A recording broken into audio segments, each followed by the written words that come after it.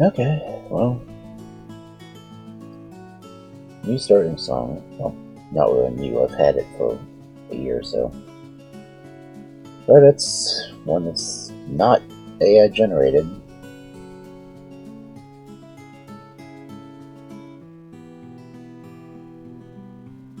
Not really quiet.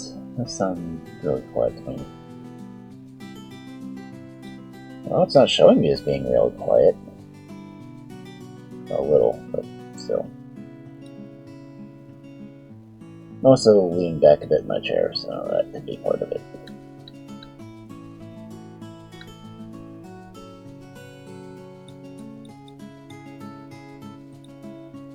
But anyway, it's Friday, and we're gonna do fairy tales.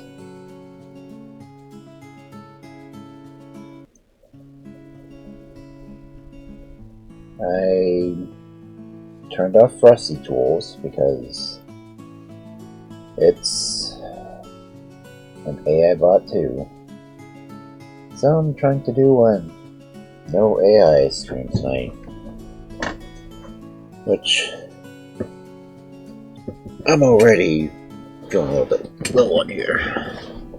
But congrats on getting the first guilty. Congrats on getting second guitar.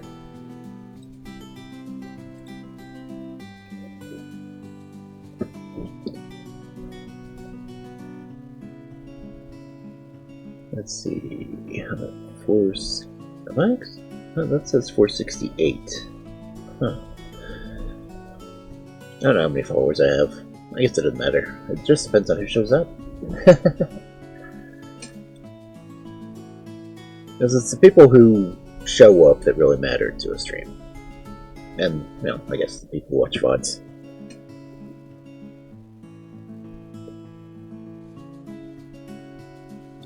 But I'm glad you're here. It makes it so I'm not just talking to myself. Not that I don't do that a lot anyway, but still. So we did finish the Bird Cock in the Dead Man's Corner last night. So I'll be doing something different next Thursday.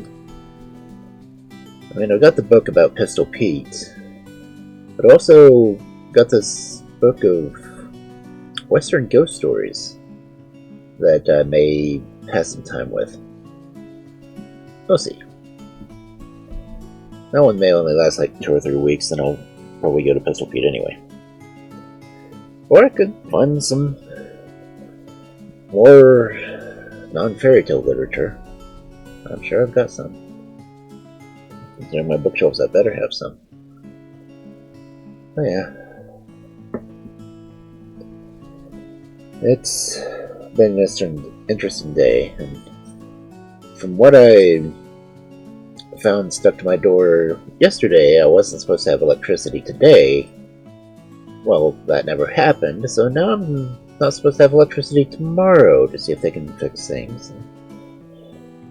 That's going to put a severe damper in my editing time. But I will try to get stories and everything edited over the weekend. What time I can find. But for now, we're in the Lilac Fairy book. I think we got, what, 6 stories? Well, 5 stories in the preface done last week. And we might be able to do at least 4 or 5 stories today.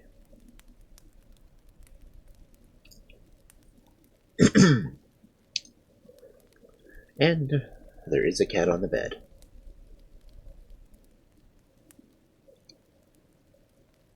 So feel free to watch her. So actively sleeping. But anyway, our first story for this fabulous Friday Night of Fairy Tales. A Lost Paradise.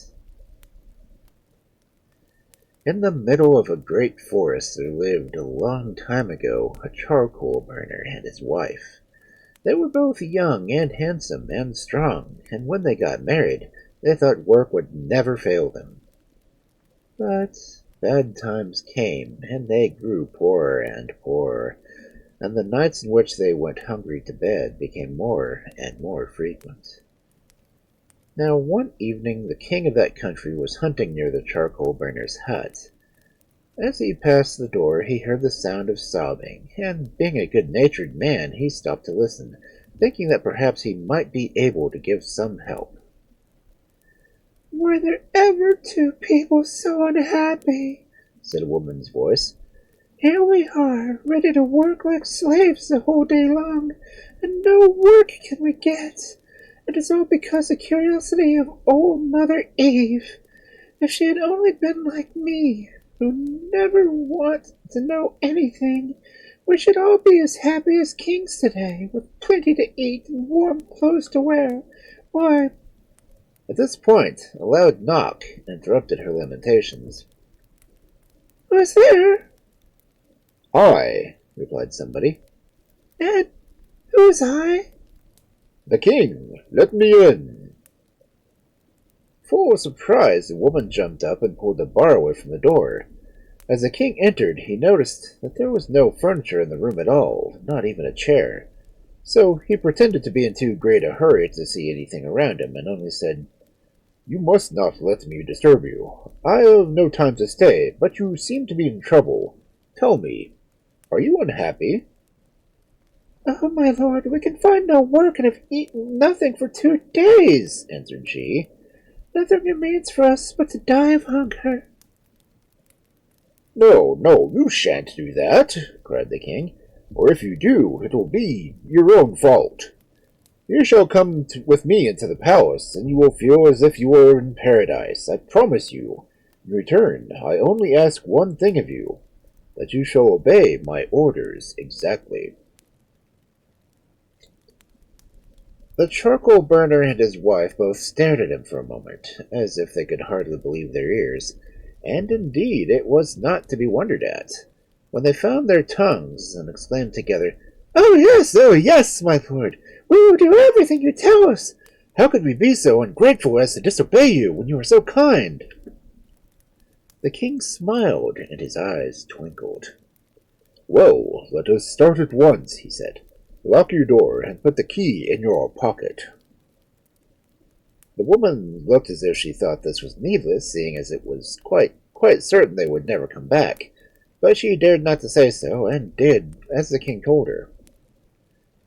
After walking through the forest for a couple of miles, they all three reached the palace. By the king's orders, servants led the charcoal burner and his wife into rooms filled with beautiful things, such as they had never even dreamed of. First they bathed in green marble baths where the water looked like the sea, and then they put on silken clothes that felt soft and pleasant. When they were ready, one of the king's special servants entered and took them into a small hall where dinner was laid, and this pleased them better than anything else. They were just about to sit down to the table when the king walked in. "I hope you have been attended to properly," said he, "and that you will enjoy your dinner. My steward will take care of all you want, and I wish you do exactly as you please. But, by and by, the one thing. You notice that the soup tureen is in the middle of the table. Well, be careful on no account to lift the lid. If you take the lid off the cover, there is the end of your good fortune." And then, bowing to his guests, he left the room. "Did you hear what he said?" inquired the coal burner in an awe-stricken voice. "We're to have what we want, and what we want to do and to please. We only must not touch the soup tureen." "No, of course we won't," answered the wife. "Why should we wish to? But all the same, it is rather odd, and one can't help wondering what is inside."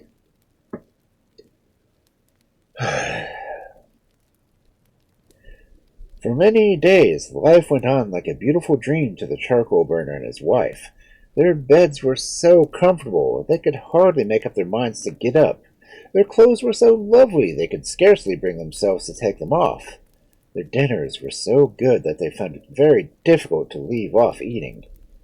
Then outside the palace were gardens filled with rare flowers and fruits and singing birds, or if they designed to go further, a golden coach painted with wreaths of forget-me-nots and lined with blue satin awaited their orders.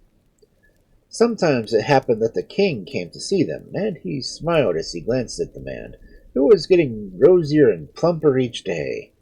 But when his eyes rested on the woman, they took on a look which seemed to say, "I knew it," though neither of the charcoal burner or his wife ever noticed. "Why are you so silent?" said the man one morning when dinner passed before his wife had uttered one word.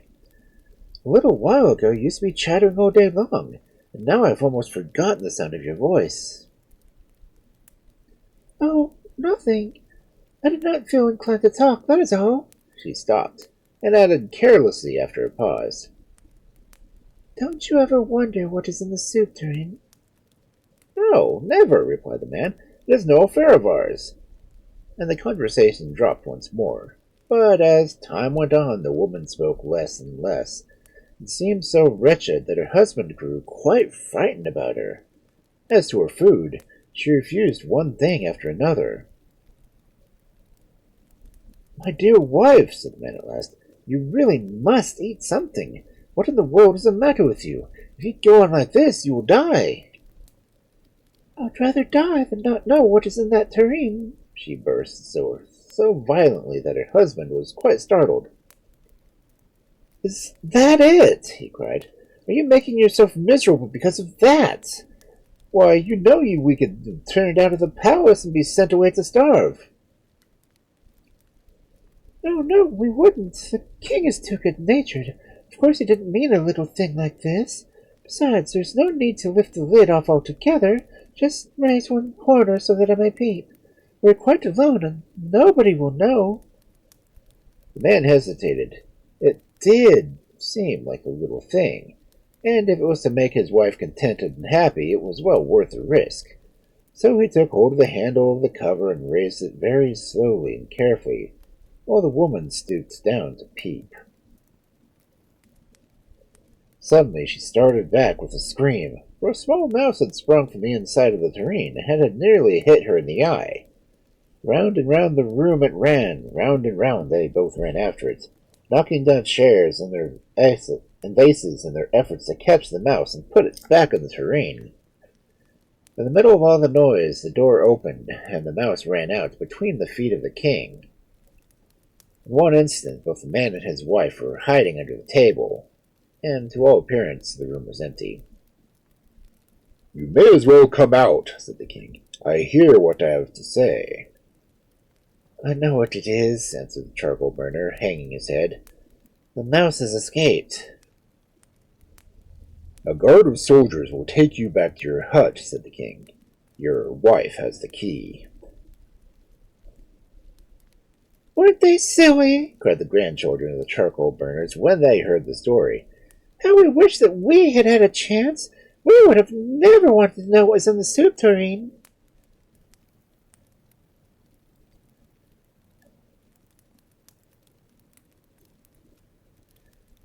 I mean, how many people would have tried to open it?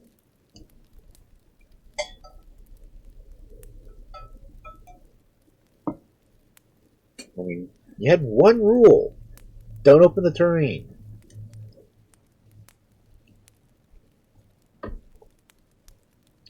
And as stories will often do, of course it was the wife who insisted it happen.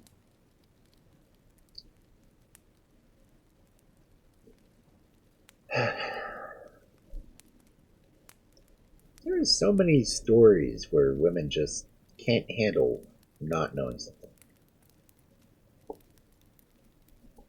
Is it stereotyping? Is it truth? Women never know.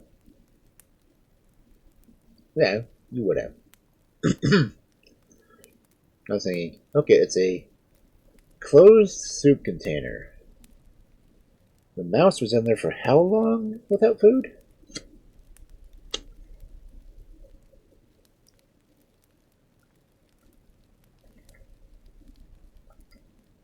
Let's see, how long is it? It doesn't even say how long it's been. It really doesn't say how long she lasted before she insisted being opened. But if it had been a few days, that mouse should have been dead.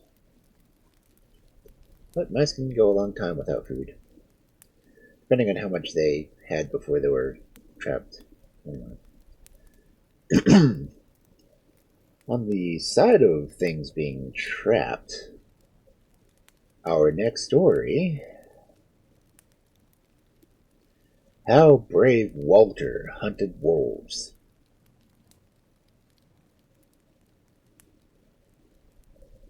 I can say this is kind of a Norse tale because I read it in my American Wars Norwegian stories. But anyway. A little back from the high road there stands a house which is called Hangard. Perhaps you remember the two beautiful mountain ash trees and the reddish-brown palings, and the high gate, and the garden with the beautiful barberry bushes, which are always the first to become green in spring, and which in summer are weighed down with your beautiful berries. Behind the garden there's a hedge with tall aspens which rustle in the morning wind. Behind the hedge is a road. Behind the road is a wood. Behind the wood is the wide world. But on the other side of the garden there's a lake. Beyond the lake is a village, and all around stretch meadows and fields, now yellow, now green.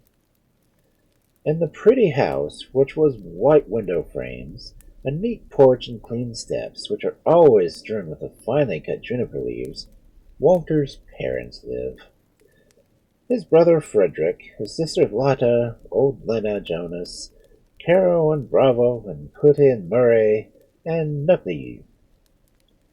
Caro lives in the doghouse, Bravo in the stable, Putte with the stableman, Hurry a little here, a little there, and Nucky lives in the henhouse. That is his kingdom. Walter is 6 years old, and he must soon begin to go to school. He cannot yet read, but he can do many other things. He can turn cartwheels, stand on his head, ride a seesaw, throw snowballs, play ball, crow like a cock, eat butter and bread, and drink sour milk, tear his trousers, wear holes in his elbows, break the crockery in pieces, throw balls through the window panes, draw old men on important papers, walk over to the flower beds, eat himself sick with gooseberries, and be well after whipping. For the rest, he has a good heart, but a bad memory, and forgets his father's and mother's admonitions, so often he gets into trouble and meets with adventures, as you shall hear. But first of all, I must tell you how brave he was, and how he hunted wolves. Once in the spring, a little before midsummer, Walter heard that there were a great many wolves in the wood, and that pleased him. He was wonderfully brave when he was in the midst of his companions, or at home with his brothers and sisters. Then he often used to say, "One wolf is nothing, there ought to be at least 4. When he wrestled with Claes Bogenstrand of Finforth Waterfalls, he struck them in the back and would say, "That is what I should do to a wolf." And when he struck arrows at Jonas and they rattled against his sheepskin coat, he would say, "That is how I'd shoot you if you were a wolf." Indeed, some thought that the brave boy boasted a little, but one must indeed believe him since he said so himself. So Jonas and Lena used to say to him, "Look, there goes Walter, he shoots the wolves." And other boys and girls would say, "Look, there goes brave Walter, who's brave enough to fight with 4. There was no one so fully convinced of this as Walter himself, and one day he prepared himself for a real wolf hunt. He took with him his drum, which had holes in one end, since the time he had climbed up so high to reach a cluster of rowan berries with his tin saber, which was a little broken because he had incredible courage and fought his way the whole unfriendly army of gooseberry bushes. Did he not forget to arm himself to the teeth with his pop gun, his bow, and his air pistol? He had a burnt cork in his pocket to blacken his mustache, and a red cock's feather to put in his cap to make himself look fierce. He had besides in his trouser pocket a clasp knife with a bone handle to cut off the ears of the wolves as soon as he had killed them, for he thought it would be cruel to do that while they were still living. Duh. It was a good thing that Jonas was going with corn to the mill, for Walter had got a seat on the load, while Carol ran barking beside them. As soon as they came to the wood, Walter looked cautiously around them to see if perhaps there was a wolf in the bushes, and he did not omit to ask Jonas if wolves were afraid of a drum. "Of course they are." "That is understood," said Jonas. Thereupon Walter began to beat his drum with all his might while they were going through the wood. And when they came to the mill, Walter immediately asked if there had been any wolves in the neighborhood lately. "Alas," said the miller, "last night the wolves have eaten our fattest ram there by the kiln not far from here." "Ah," said Walter, "do you think that there were many?" "We don't know," answered the miller. "Oh, it is all the same," said Walter. "I only asked so that I could know if I should take Jonas with me." "I would manage well alone with 3, but if there were more, I might not have the time to kill them all before they ran away." "In Walter's place I should go quite alone. It is more manly," said Jonas. "No, it is better for you to come too," said Walter. "Perhaps there are many." "No, I don't have time," said Jonas. "Besides, there are sure not more than 3. Walter can manage them very well alone." "Yes," said Walter, "certainly I could. But, you see, Jonas, it might happen that one of them might bite me in the back, and I should have more trouble killing them.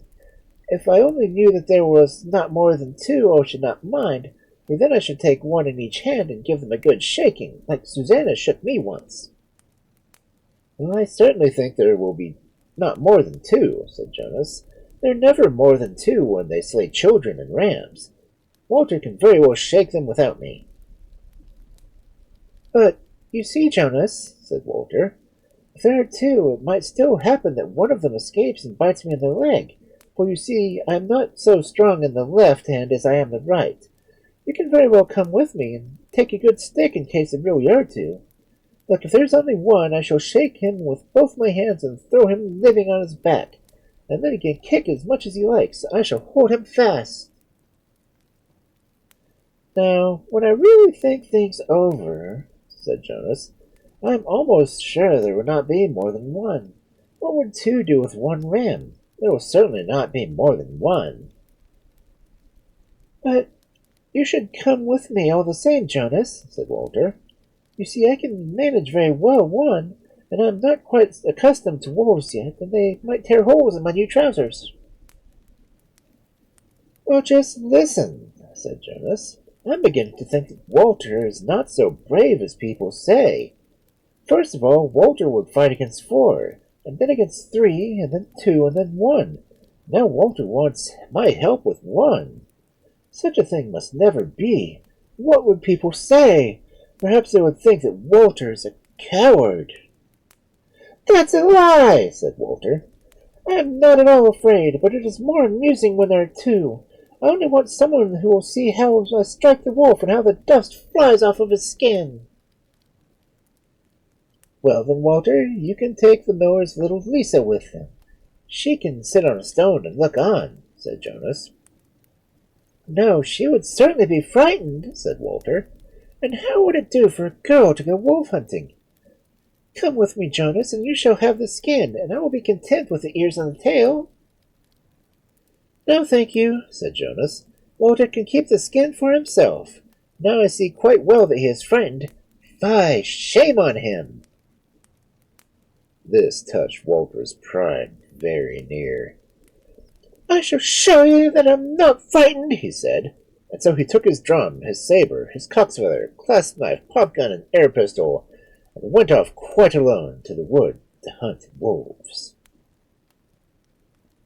It was a beautiful evening, and the birds were singing in all the branches. Walter went very slowly and cautiously. Every step he looked all around him to see if perchance there was anything lurking behind the stones. He quite thought something moved away in there in the ditch. Perhaps it was a wolf. It is better for me to beat my drum a little before I go there, thought Walter. He began to beat his drum. Then something moved again. Ah! Ah! A crow flew up from the ditch. Walter immediately regained courage. It was well I took my drum with me, He thought, and went straight on with courageous steps. Very soon he came quite close to the kiln where the wolves had killed the ram. But the nearer he came, the more dreadful he thought the kiln looked. It was so gray and old. Who knew how many wolves might be hidden there? Perhaps the very ones which killed the ram were still sitting in there in a corner. Well, it was not at all safe here, and there were no other people to be seen in the neighborhood. It would be horrible to be eaten up here in the daylight, thought Walter to himself. But the more he thought about it, the uglier and grayer the old kiln looked, and the more horrible and dreadful it seemed to become the food of wolves. Shall I go back and say that I struck one wolf and it escaped? Thought Walter. Fie, said his conscience. Do you not remember that lie is one of the worst sins, both in the sight of God and man? If you tell a lie today and say you struck a wolf, tomorrow surely it will eat you up. No, I will go to the kiln, thought Walter, and so he went. But he did not go quite near. He only went so near as he could see the ram's blood, which colored the glass red, and some tufts of wool which the wolves had torn from the back of the poor animal. It looked so dreadful. I wonder what the ram thought when they ate him up, thought Walter to himself. Just then a cold shiver ran through him from his collar right down to his boots. It is better for me to beat the drum, he thought to himself, and so he began to beat it. It sounded horrid, and an echo came out of the kiln that almost seemed like the howl of a wolf. The drumsticks stiffened in Walter's hands, and he now thought they were coming. Yes, sure enough, just then a shaggy, reddish-brown wolf's head looked out from under the kiln. What did Walter do now? Yes, brave Walter, who alone could manage four, threw his drum as far away and took to his heels and ran as fast as he could back to the mill. But alas, the wolf ran after him. Walter looked back. The wolf was quicker than he, and only a few steps behind him. Then Walter ran faster, but fear got the better of him, and he neither heard nor saw anything more. He ran over sticks, stones, and ditches. He lost drumsticks, saber, bow, and air pistol, and in his hurry he tripped over a tuft of grass. And there he lay, and the wolf jumped on him. It was a gruesome tale. Now you may well believe that it was all over for Walter and all his adventures. That would have been a pity, but do not be surprised if it was not quite so bad as that, for the wolf was quite a friendly one. He certainly jumped on Walter, but he only shook his coat and rubbed his nose against his face, and Walter shrieked. Yes, he shrieked terribly. Happily, Jonas heard this cry of distress, for Walter was quite near the mill now, and he ran and helped him up. "What happened?" he asked. "Did Walter scream so terribly?" "A wolf! A wolf!" cried Walter, and that was all he could say. "Where's the wolf?" said Jonas. "I don't see any wolf." "Take care, he is here! He has bit me to death!" groaned Walter. Then Jonas began to laugh. Yes, he laughed so that he nearly burst his skin belt. Well, what was the wolf? Was that the wolf which Walter had to take by the neck and shake and throw down on its back, no matter how much it struggled? Just look a little closer at him. He's your old friend. You know, old Caro. I quite expect he found a leg of the ram in the kiln. When Walter beat his drum, Caro crept out, and when Walter ran away, Caro ran after him, and he did so often when Walter wants to romp and play. Down, Caro, you ought not to be rather ashamed to have put such a fright in our hero. Walter got up feeling very foolish. Down, Caro, I said, both relieved and annoyed. It was only a dog, and if I had been a wolf, I certainly would have killed him.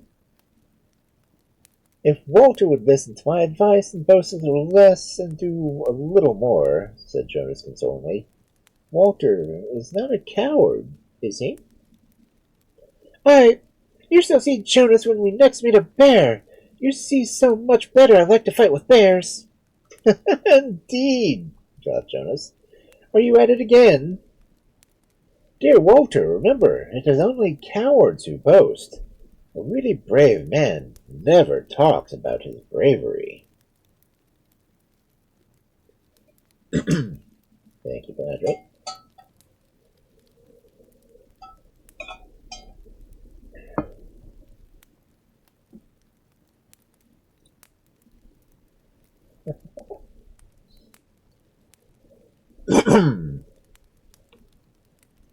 Yeah, I've got that one in Norwegian Tales, so that's like back in series 2 or 3.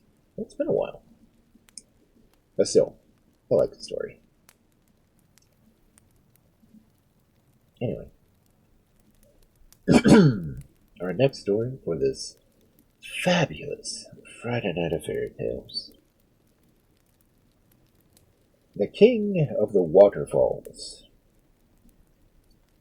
When young King of Rua came to his kingdom, the first thing he thought of was how he could amuse himself best.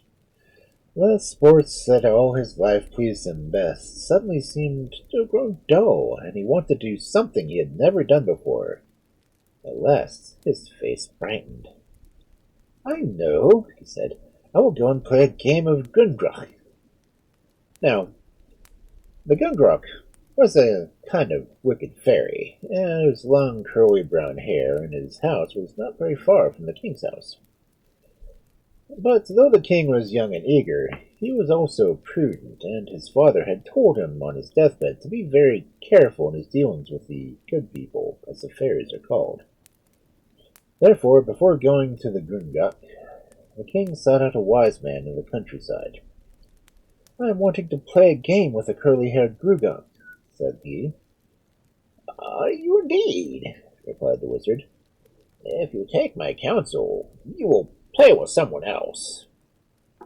No, I will play with the Gungrach, said the king. Well, if you must, I suppose, answered the wizard. But if you win that game, ask the prize as the ugly crop-headed girl that is standing behind the door. I will, said the king. So before the sun got up, he went to the house of the Gungrach, who was sitting outside.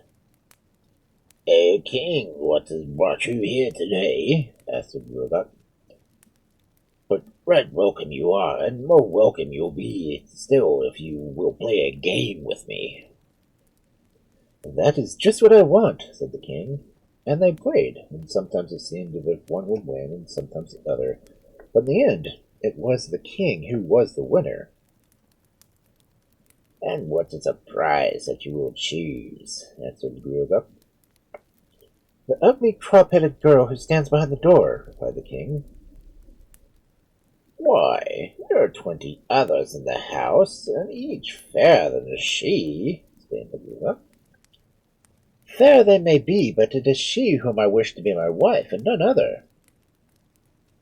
And the Grugach saw that the king's mind was set upon her, so he entered his house and bade all the maidens to come in and out, one by one, and pass before the king. One by one they came, tall and short, dark and fair, plump and thin, and each said, I am she whom you want. You'll be foolish indeed, you do not take me. But he took none of them, neither tall nor short, nor dark nor fair, plump nor thin, till at last the crop-headed girl came out. "This is mine," said the king, though she was so ugly that most men would have turned from her. "We will be married at once, and I will carry you home." And married they were, and they set forth across the meadow to the king's house. As they went, the bride stooped and picked up a sprig of shamrock, which grew amongst the grass. When she stood upright again, her ugliness had all gone, and the most beautiful woman that ever was seen stood by the king's side. The next day, before the sun rose, the king sprang from his bed and told his wife that he must have another game with Gurgak. "If my father loses this game and you win it," she said, "accept nothing for your prize except the shaggy young horse and the stick saddle." "I will do that," said the king, and he went. "Does your bride please you?" said Gurgak, who was standing at his own door. "Ah, she does not," answered the king quickly. "Otherwise I should be hard to please indeed. But will you play a game today?" "I will," replied the Gruagach, and they played, and sometimes it seemed as if one would win and sometimes the other, but in the end the king was again the winner. "What prize says that you will choose?" asked the Gruagach. "The shaggy young horse with the stick saddle," answered the king, but he noticed that Gruagach held his peace, and his brow was dark as he led the horse from the stable. Rough though was its mane, and dull was its skin, but the king cared nothing for that, and throwing his leg over the stick saddle, rode away like the wind. On the third morning the king got up as usual before dawn, and as soon as he'd eaten food and he prepared to go out, his wife stopped him. "Rather," she said, "that you do not go to play with Gurgak, for though twice you have won, yet some day he will win. Then he will put trouble upon you." "Oh, I must have one more game," cried the king. "Just this one." And he went off to the house of Gruagach. Joy filled the heart of Gruagach when he saw him coming, and without waiting to talk, they played their game. Somehow or other, the king's strength and skill had departed him, and soon the Gruagach was the victor. "Choose your prize," said the king, when the game was ended, "but do not be too hard on me, or ask something I cannot give." "The prize I choose," answered Gruagach, "is that crop-headed creature should take thy head and thy neck, and if thou dost not get for me the sword of light that hangs in the house of the king of the Oak Widows." "I will get it," replied the young man bravely, but as soon as he was out of sight of Gruagach, he pretended no more. His face grew dark, and his steps lagging. "You have brought nothing with you tonight," said the queen, who was standing on the steps waiting for him. She was so beautiful that the king was fain to smile when he looked at her. Then he remembered what had happened, and his heart grew heavy again. "What is it? What is the matter? Tell me thy sorrow, that I might bear it with thee, or it may be help thee." Then the king told her everything that had befallen him, and she stroked his hair for a while. "That is nothing to grieve about," said she when the tale was finished. "You have the best wife in Erin, and the best horse in Erin. Only do as I bid you, and all will go well." And the king suffered himself to be comforted. He was still sleeping when the queen rose and dressed herself to make everything ready for her husband's journey, and the first place she went was to the stable, where she fed and watered the shaggy brown horse and put a saddle on it. Most people thought the saddle was of wood. They did not see the little sparkles of gold and silver that were hidden in it. She strapped it tightly to the horse's back, and then led it down before the house, where the king waited. "Good luck to you, and victories in all your battles," she said, and she kissed him before he mounted.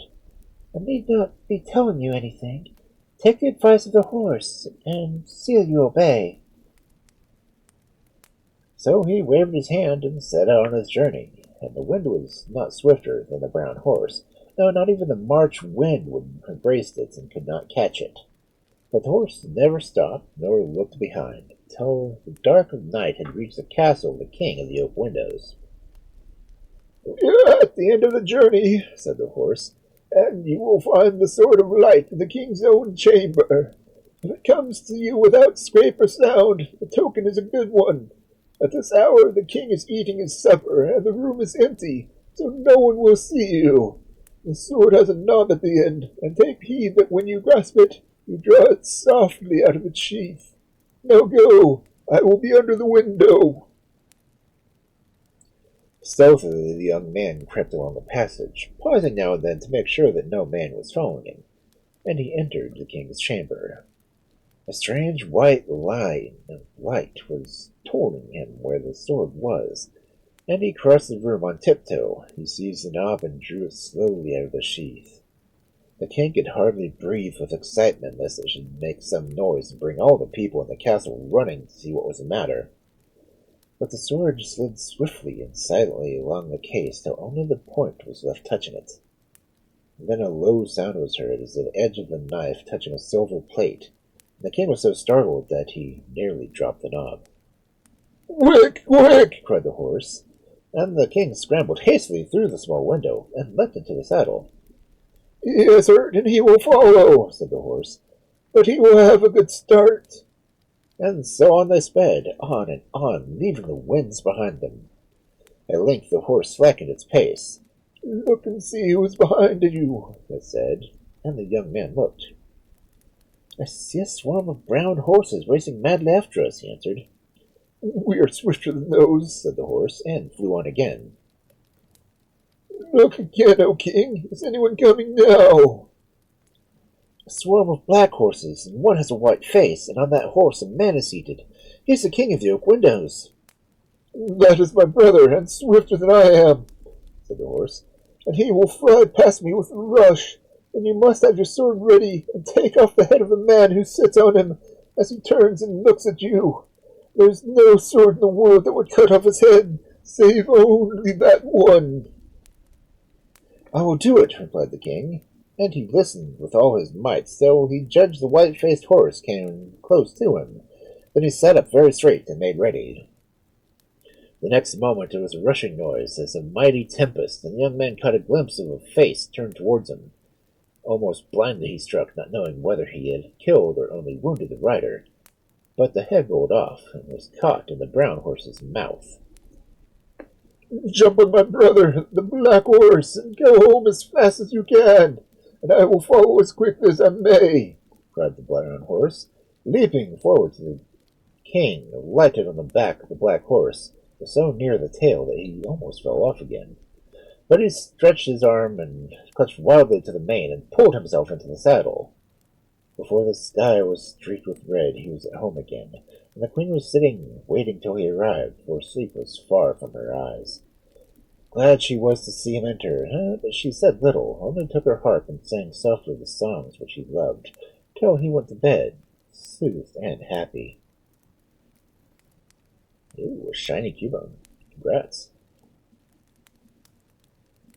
It was broad day when he awoke, and sprang up, saying, "Now I must go to the Greenock and find out what spells he laid on me to loose."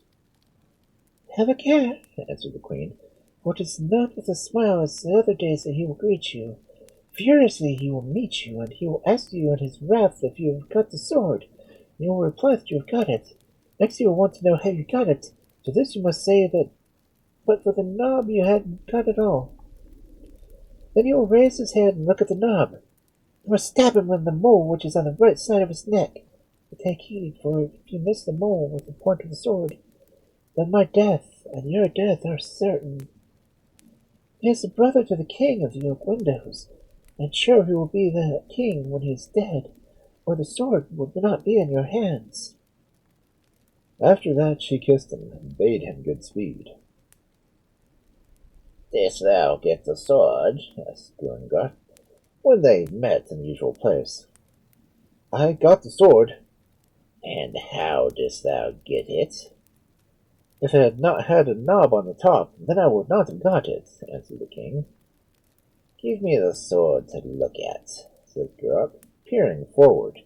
But like a flash the king had drawn it from under the nose and pierced the mole, So the Gruagach rolled over on the ground. "Now I shall be at peace," said the king. But he was wrong. For when he reached home, he found his servants tied together back to back with cloths around their mouths so that they could not speak.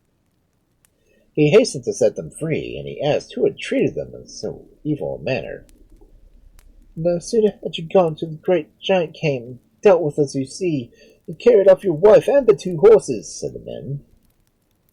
"But my eyes will not close, nor will my head lay itself down till I fetch my wife and the horses again," answered he, and he stooped and noted the tracks of the horses on the grass, and followed after them until he arrived at the wood, when the darkness fell. Yeah. Welcome, Insulty.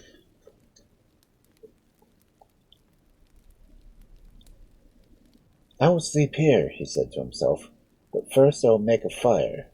And he gathered together some twigs that were lying about, and then took 2 dry sticks and rubbed them together till the fire came, and he sat by it. The twigs crackled and the flame blazed up, and a slim yellow dog pushed through the bushes and laid his head on the king's knee, and the king stroked his head. "Oof, oof," said the dog. "So was the plight of thy wife and thy horses when the giant drove them last night through the forest." "That is why I have come," answered the king, and suddenly his heart seemed to fail him, and he could not get the feeling to go on. "I cannot fight against the giant," he cried, looking at the dog with a white face. "I am afraid. Let me turn homewards." "You don't want to do that," said the dog. "Eat and sleep, and I will watch over you." So the king ate and lay down, and slept until the sun waked him.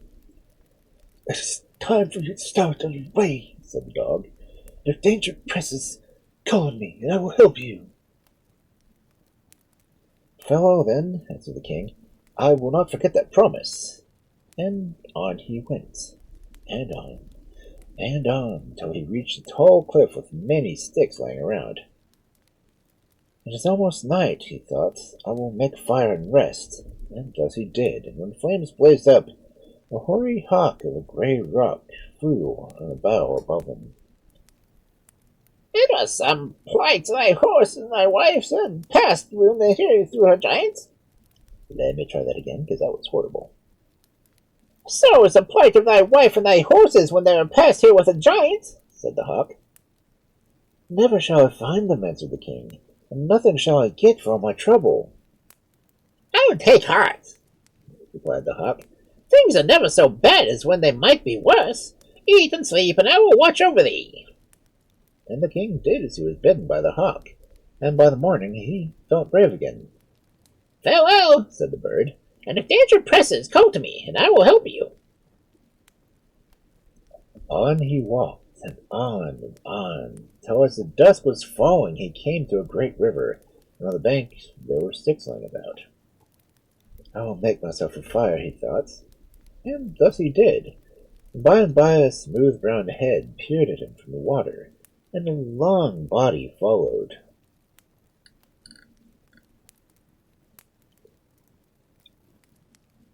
"So was the plight of thy wolf and thy horses when they passed over the river last night," said the otter.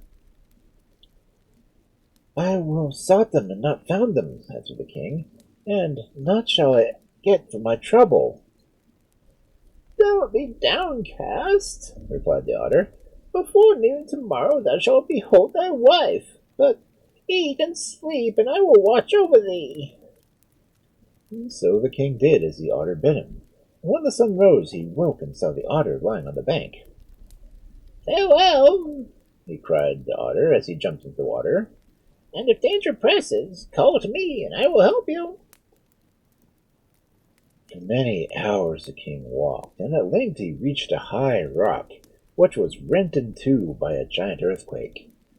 Throwing himself upon the ground, he looked over the side, and right at the very bottom he saw his wife and his horses. His heart gave a great bound, and all his fears left him, but he was forced to be patient, for the sides of the rock were smooth, and not even a goat could find a foothold. So he got up again and made his way around through the woods, pushing by trees, scrambling over rocks, and wading through streams till at last he was on flat ground again, close to the mouth of the cavern. His wife gave a shriek of joy when he came in, and then burst into tears, for she was tired and very frightened. But her husband did not understand why she wept, and he was tired and bruised from his climb, and a little cross too. "You give me but a sorry welcome," grumbled he, "when I have half killed myself to get to you." "Eat him not," said the horses to the weeping woman. "Put him in front of us where he will be safe, and give him the food, for he is weary."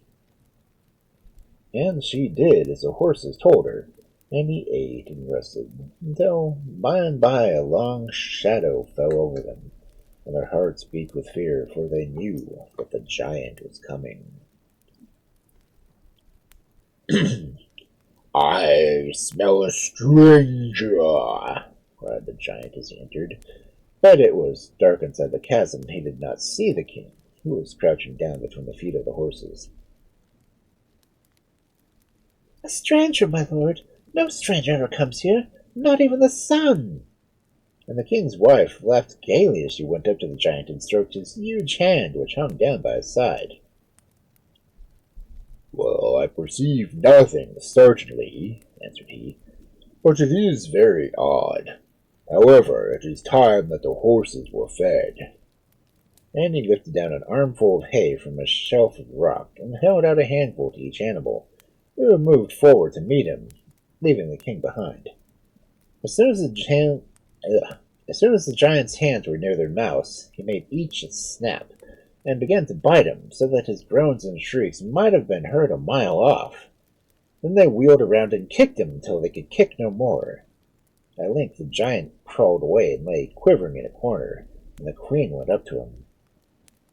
Poor thing," she said.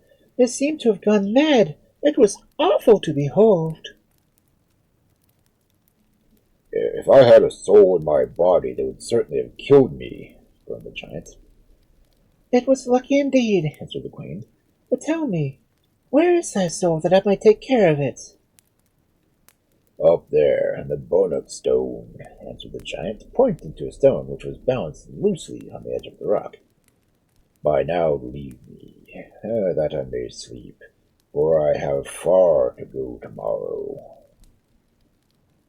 Soon the snores were heard from the corner where the giant lay, and then the queen lay down too, and the horses and the king was hidden between them, so that none could see him. Before the dawn the giant rose and went out, and immediately the queen ran out to the Bonnock stone, and tugged and pushed at it till it was quite steady on its ledge, and could not fall over. And so it was in the evening when the giant came home. When they saw his shadow, the king crept down in front of the horses. "Why have you done that to the Bonnock stone?" asked the giant. "I feared lest it should fall over and be broken with your soul in it," said the queen. "So I put it further back on the ledge." "That is not where my soul is," answered he. "It is on the threshold, but it is time the horses were fed." He fetched the hay and gave it to the horses, and they bit and kicked him as before, till he lay half dead on the ground. Next morning he rose and went out, and the queen ran to the threshold of the cave and washed the stones and pulled up some moss and little flowers that were hidden in the crannies. By and by, when dusk had fallen, the giant came home. "You have been cleaning the threshold," said he. "And was I not right to do so, seeing that your soul was in it?" asked the queen. "It is not there that my soul is," answered the giant. "Under the threshold is a stone. Under the stone is a sheep, and in the sheep's body is a duck. And in the duck is an egg, and in the egg is my soul. But it is late. I must feed the horses." And he brought them the hay, and they only bit and kicked him as before, as if his soul had been within him. They would have killed him outright. It was dark when the giant got up and went his way, and then the king and queen ran forward and take up the threshold, while the horses looked on. Sure enough, just as the giant had said, underneath the threshold was a flagstone, and they pulled and tugged it till the stone gave way, and something jumped out of it suddenly that nearly knocked them down, and as it fled past, they saw it was a sheep. "If the slim yellow dog and the green were only here, he would have done that shape," cried the king, and as he spoke, the slim yellow dog appeared from the forest with the sheep in his mouth. With a blow from the king, the sheep fell dead, and then he opened its body, only to be blinded by a rush of wings as the duck flew past. "If the hoary hawk of the rock were only here, he would soon have that duck," cried the king, and as he spoke, the hoary hawk was seen hovering above them, with a duck in its mouth. They cut off the duck's head, and with a swing of the king's sword, they took the egg out of its body. But in his triumph, the king held it carelessly, and it slipped from his hand and rolled swiftly down the hill right into the river. "Well, if the brown otter of the stream was only here, he would have that egg," cried the king, and the next minute there was the brown otter, dripping with water, holding the egg in its mouth. But beside the brown otter, a huge shadow came stealing along. The shadow of a giant. The king stood staring at it as if he were turned to stone, but the queen snatched the egg from the otter and crushed it between her 2 hands. After that the shadow suddenly shrank and was still, and they knew that the giant was dead, because they had found his soul. Next day they mounted the 2 horses and rode home again, visiting their friends the brown otter, the hoary hawk, and the slim yellow dog by the way. Dang, I paused it too soon. I expected at least another half page. There's a subman chat.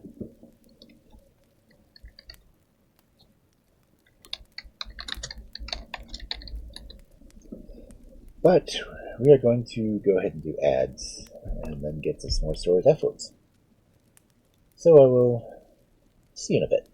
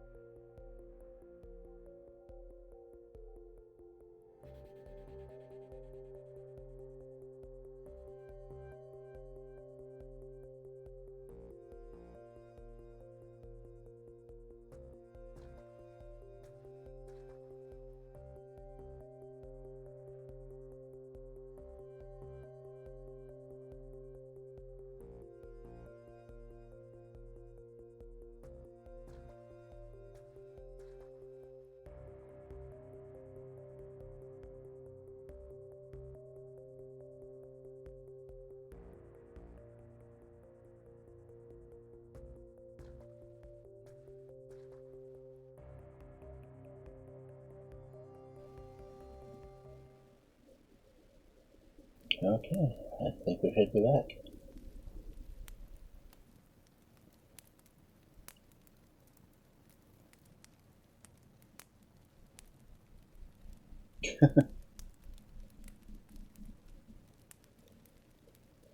Yeah.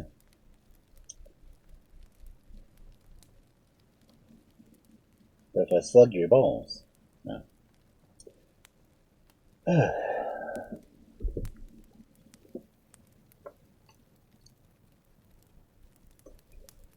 see, that's how many stores tonight?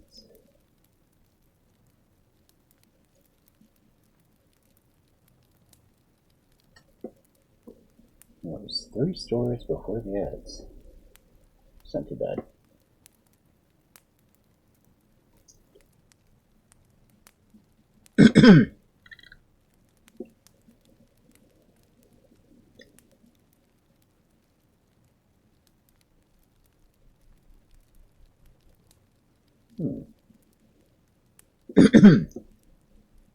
So our next wonderful story for this fabulous Friday Night of Fairy Tales. A French Puck. Among the mountain pastures and valleys that lie in the center of France, there dwelt a mischievous kind of spirit, whose delight it was to play tricks on everybody, and particularly on the shepherds and the cowboys. They never knew when they were safe from him, as he would change himself into a man, woman, or child, a stick, a goat, or even a plowshare. Indeed, there was only one thing whose shape he could not take, and that was of a needle. At least, he could transform himself into a needle, but try as he might, he was never able to imitate the whole. So every woman would have found him out at once, and this he knew. Now, as the hour often chose by this naughty sprite, for whom we will call Puck, was performing his pranks was about midnight, just when the shepherds and cowards, tired from their long day's work, were sound asleep. Then he would go into the cowsheds and unfasten the chains that fixed each beast into its stall, and let them fall with a heavy clang to the ground. The noise was so loud that it was certain to awaken the cowboys, however fatigued they might be, and they dragged themselves wearily to the stable to put the chains back on. But no sooner had they returned to their beds than the same thing happened again, and so on until morning. Or perhaps Puck would spend his night in the plating to gather manes of the tails of 2 of the horses, so that it would take grooms hours of labor to get them right in the morning, while Puck, hidden among the hay in the loft, would peep down and watch them, enjoying himself amazingly all the time. One evening, more than 80 years ago, a man named William was passing along the bank of a stream when he noticed a sheep was bleating loudly. William thought it must have strayed from the flock, and that he had better take it home with him till he could discover its owner. So he went to where it was standing, and it seemed so tired that it could hardly walk. He hoisted it on his shoulders and continued on his way. The sheep was pretty heavy, but the good man was merciful and staggered along as best he could under the weight. "This is not much further," he thought to himself as he reached an avenue of walnut trees, when suddenly a voice spoke out from over his head and made him jump. "Where are you?" said the voice, and the sheep answered, "Here, on the shoulders of a donkey."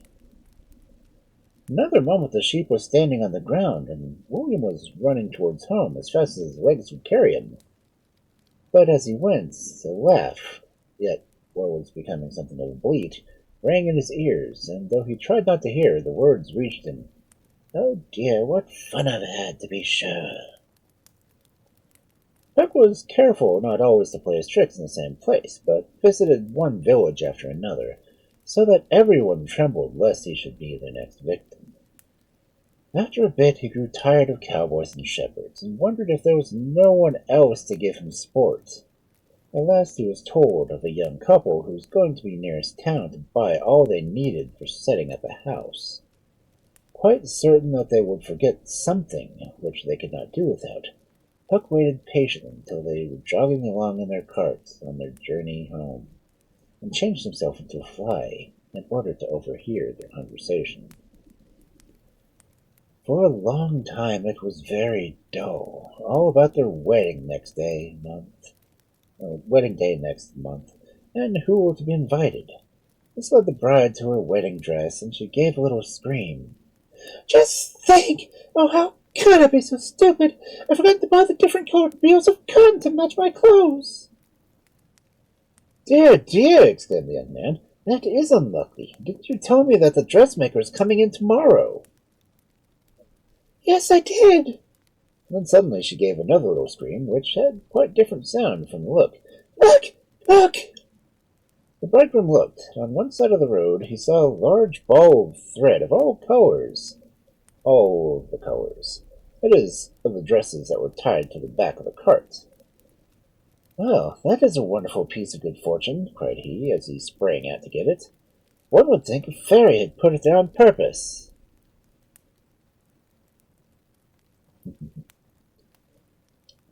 Perhaps she has, laughed the girl, and she spoke as though she seemed to hear an echo of her laughter coming from the horse. But, of course, that was nonsense. The dressmaker was delighted with the thread that was given her. It matched the stuff so perfectly and never tied itself in knots or broke perpetually, as most thread did. She finished her work much quicker than was expected, and the bride was so sure that she had come to the church to see her wedding dress. There was a great crowd assembled to witness the ceremony, for the young people were immense favorites in the neighborhood, and their parents were very rich. The doors were open, and the bride could be seen from afar, walking under the chestnut avenue. What a beautiful girl, exclaimed the men. What a lovely dress, whispered the women. But just as she entered the church and took the hand of the bridegroom who was waiting for her, a loud noise was heard. And the wedding garments fell to the ground, much to the confusion of the wearer. Not that the ceremony was put off like a little thing like that. Cloaks in profusion were offered instantly to the young bride, but she was so upset that she could hardly keep from tears. When the guests, more curious than the rest, stayed behind to examine the dress, determined to see if she could, to find out the cause of the disaster. The thread must have been rotten, she said to herself. I'll see if I can break it. But search as she would, she could find none. The thread had vanished.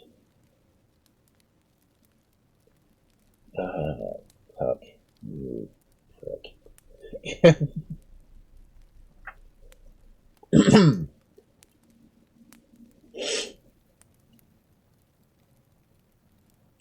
Can you imagine a wedding dress just falling apart as soon as you enter the church?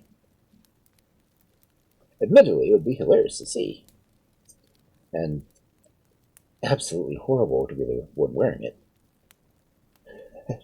Beautiful dress just poof falls apart at her feet.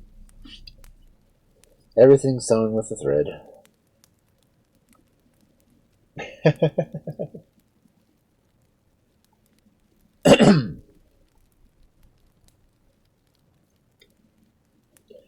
Anyway,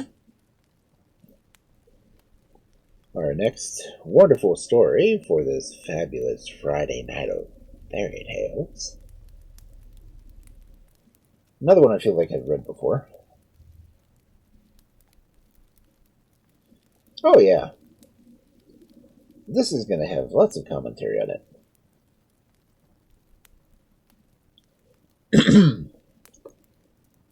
The Three Crowns.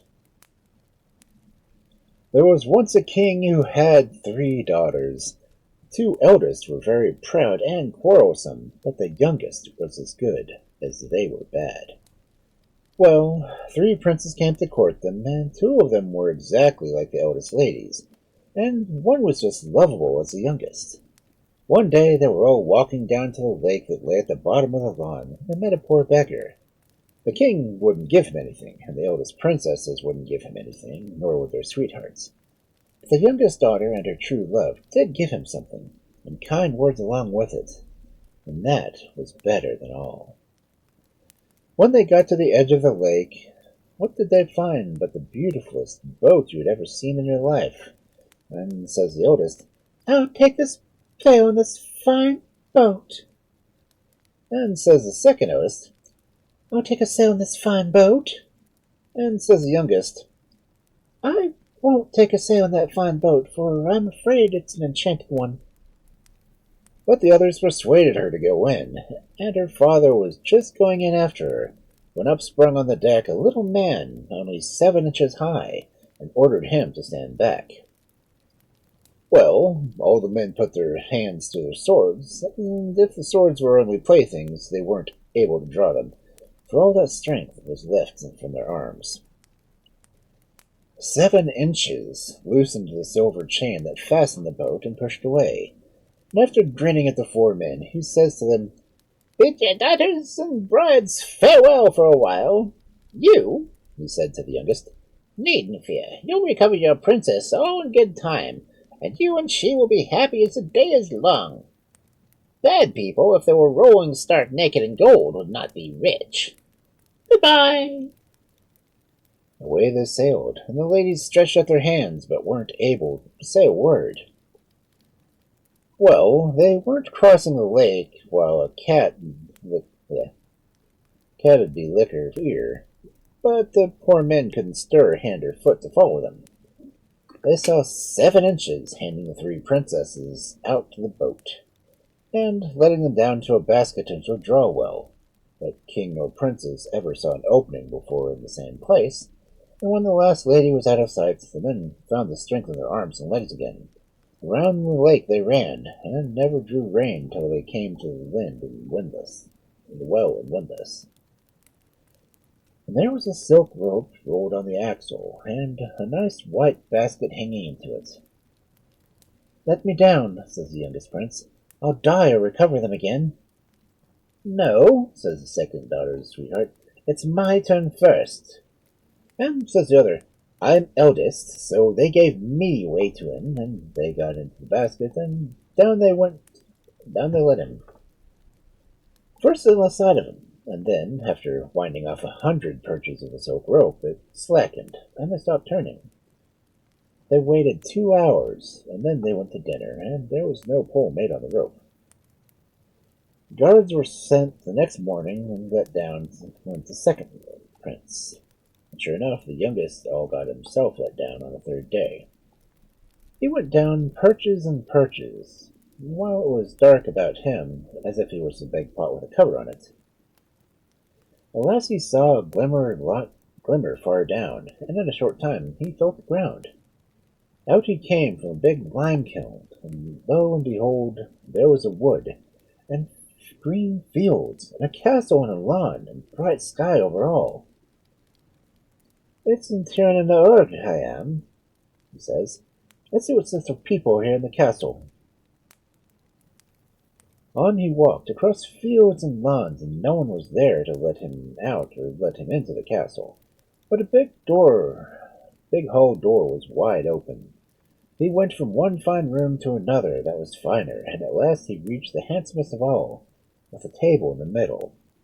And such a dinner was laid upon it. The prince was hungry enough, but he was too mannerly to eat without being invited. So he sat by the fire, and he did not wait long until he heard steps, and in came 7 inches, with the youngest sister by the hand. When the prince and princess flew into one another's arms, the little man, he says, "Why aren't you eating?" "I think, sir," said the prince, "it was only good manners to wait to be asked." "The other princes didn't think so," says he. "Each of them fell in without leave, and only gave me the rough words when I told them they were making more free than welcome.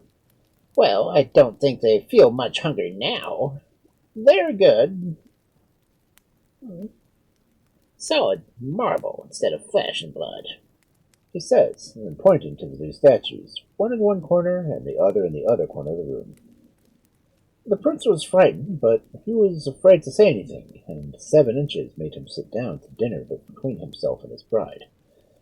And he'd be as happy as the day is long, only for the sight of the stone men in the corner. Well, that day went by, and went this next day, and said 7 inches to him, "Now you'll have to set out that way," pointing to the sun. "You'll find the second princess in the giant's castle this evening, and when you'll be tried and hungry, and the eldest princess tomorrow evening, and you may as well bring them here with you. You need not ask leave for their masters, and perhaps if they ever get home, they'll look on poor people as if they were flesh and blood like themselves." Away went the prince, and behold, it's tired and hungry he was when he reached the first castle at sunset. Oh, wasn't the second princess glad to see him, and what a good supper she gave him! But she heard the giant at the gate, and she hid the prince in the closet. Well, when he came and snuffled, and says he, "By the life, I smell fresh meat." "Oh," says the princess, "it's only the calf I got killed today." "Aye, aye," says he, "is supper ready?" "It is," says she, and before he rose to the table he ate 3/4 of the calf and a flask of wine. "I think," he says, when all was done, "I still smell fresh meat." "It's sleepy you are," says she. "Go to bed."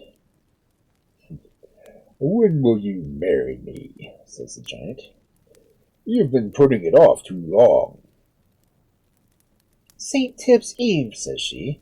"I wish I knew how far off it was." "I wish I knew how far off that is," says he, and he fell asleep with his head on the dish. Next day he went out after breakfast, and she sent the prince to the castle where the eldest sister was. Same thing happened there, but when the giant was snoring, the princess wakened up the prince, and they saddled 2 steeds in the stables and rode into the field on them.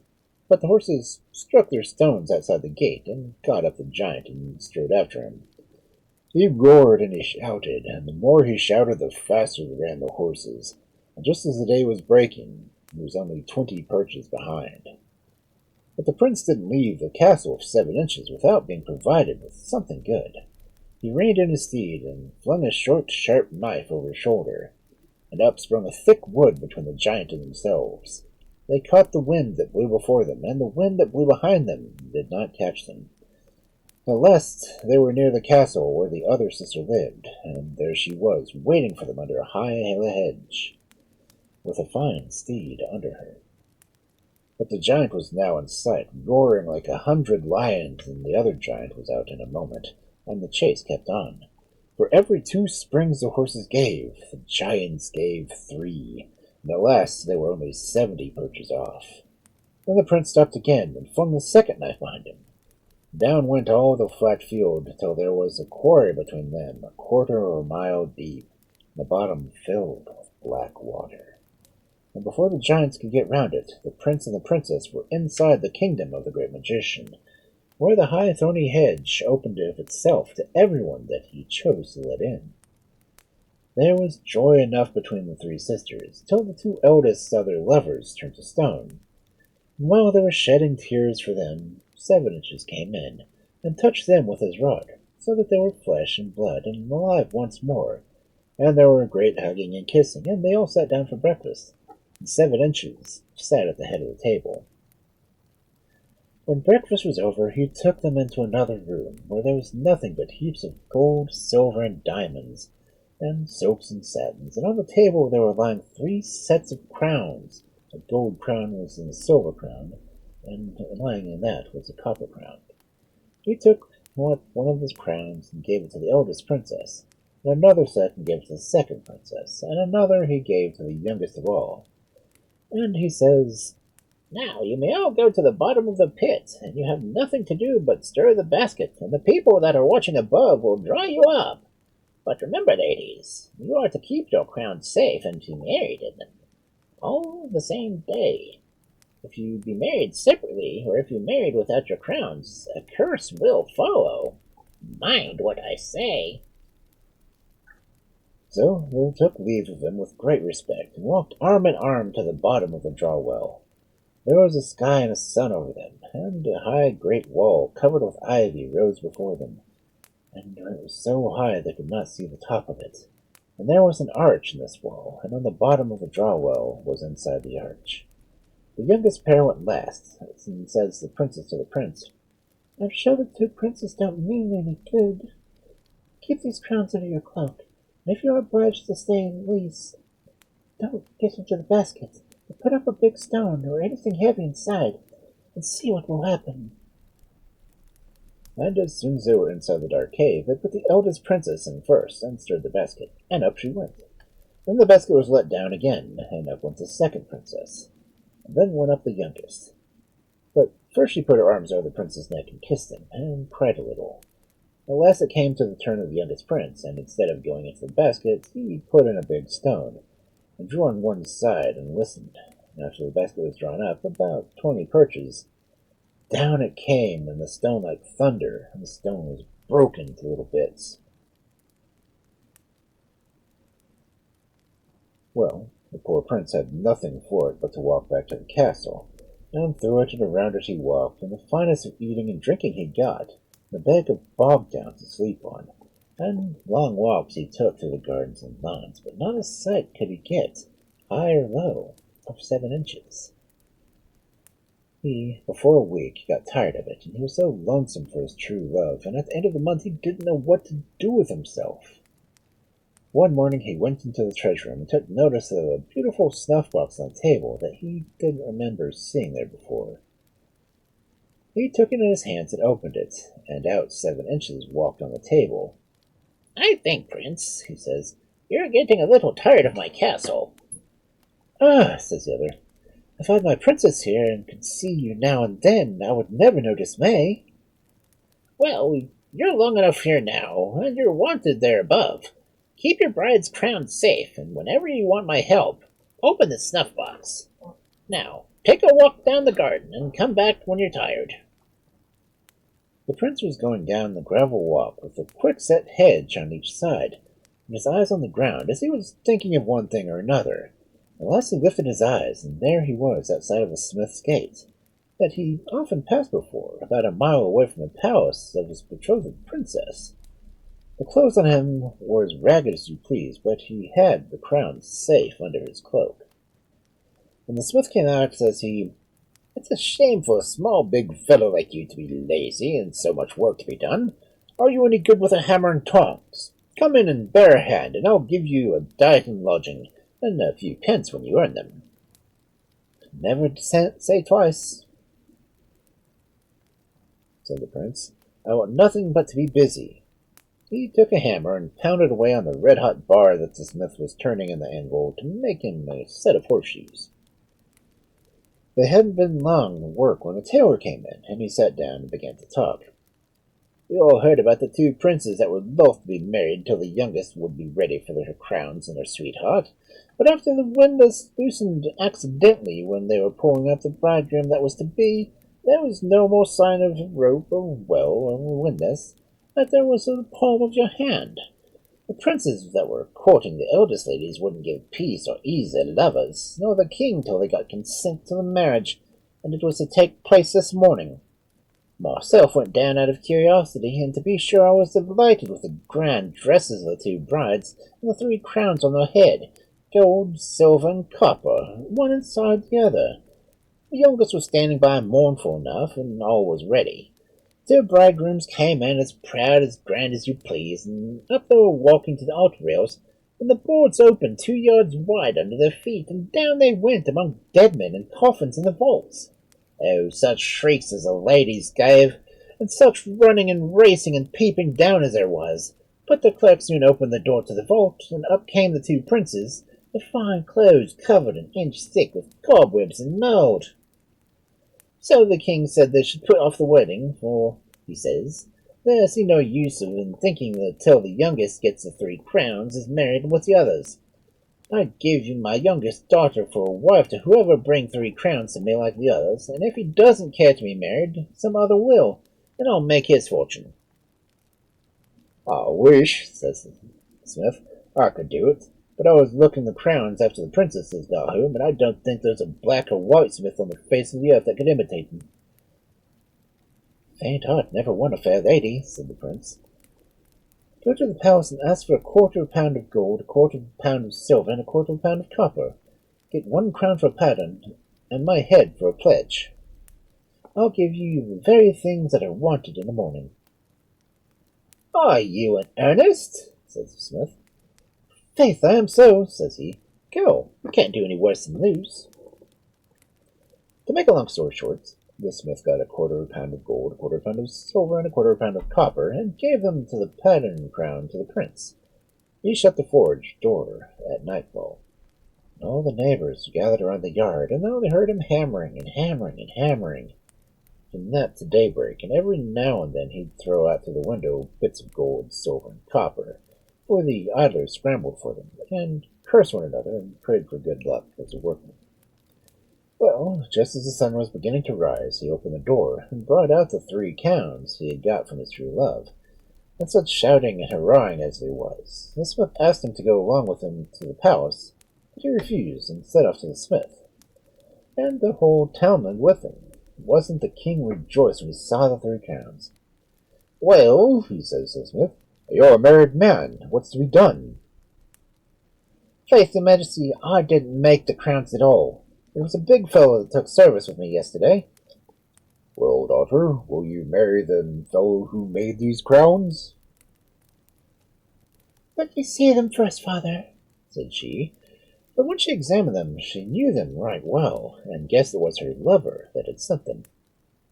"I will marry the man that these crowns came from," said she. "Well," says the king to the eldest of the 2 princes, "go up to the smith's forge, take my best coaches, and bring home the bridegroom." He did not like doing this, he was so proud, but he could not refuse. When he came to the forge, he saw the prince standing in the door, and beckoned him to the coach. "Are you the fellow," they said, "that made these crowns?" "Yes," said the other. "Then," says he, "maybe you'd get yourself some brushing and get into that coach. The king wants to see you. Ah, pity the princess." The prince got into the carriage, and while they were on their way, he opened the snuff-box, and out walked 7 Inches, and stood on his side. "Well," says he, "what trouble is on you now?" "Master," says he, "please let me go back to my forge, and let this carriage be filled with paving stones." No sooner than that was done, the prince was sitting at his forge, and the horses wondered what was happening to the carriage. When they came to the palace yard, the king himself opened the carriage door for respect of his new son-in-law. As soon as he turned the handle, a shower of small stones fell on his powdered wig and his silk coat, and he fell down under them. There was a great fright and some laughter, and the king, after wiping the blood off his forehead, looked very cross at the eldest prince. "My lord," he said, "I'm very sorry for this accident, and I'm not to blame. I saw the young smith get into the carriage, and we never stopped a minute since." "It's uncivil you were to him. Go," says he to the other prince, "and bring the young smith here, and be polite." "Never fear," says he. But there's some people that couldn't be good-natured if they tried, and not a bit civiller was the new messenger than the old. When the king opened the carriage door a second time, it's a shower of mud that came down on him. "There's no use," he says, "going on this way. The fox never got a better messenger than himself." So he changed his clothes and washed himself, and out he set to the prince's forge, and asked him to sit along with himself. The prince begged to be allowed to be sit in another carriage, and when they were halfway, he opened a snuff-box. "Master," he said, "I wish to be dressed now according to my rank." "You shall be that," said 7 Inches. "And now I bid you farewell. Continue as good and kind as you always were. Love your wife, and that's all the advice I'll give you." So 7 Inches vanished, and when the carriage door was opened in the yard, out walks the prince as fine as hands could make him, and the first thing he did was to run over to his bride and embrace her. Everyone was full of joy, but the other 2 princes. There was not much delay about the marriages, and they were all celebrated on one day. Soon after, the 2 elder couples went to their own courts, but the youngest pair stayed with the old king, and they were as happy as the happiest married couple you have ever heard of in a story. Okay. So many elements of that story are in other stories. I really want to do the cataloging on these things, but I can't afford the cataloging books. We got half an hour. Next story is going to be interesting to read.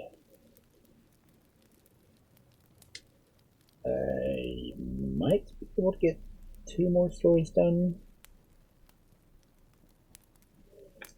These next 2 aren't as long as that one was.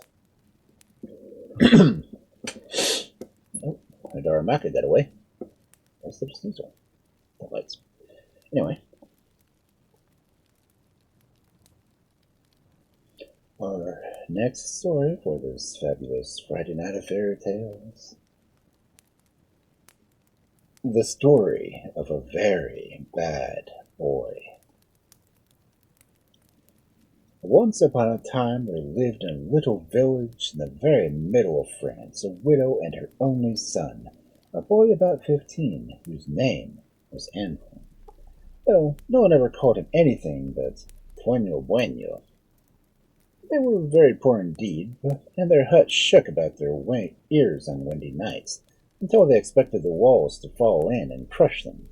But instead of going to work, as a boy of age ought to do, Bueno Bueno did nothing but lounge in the street, his eyes fixed on the ground, seeing nothing that went on round him.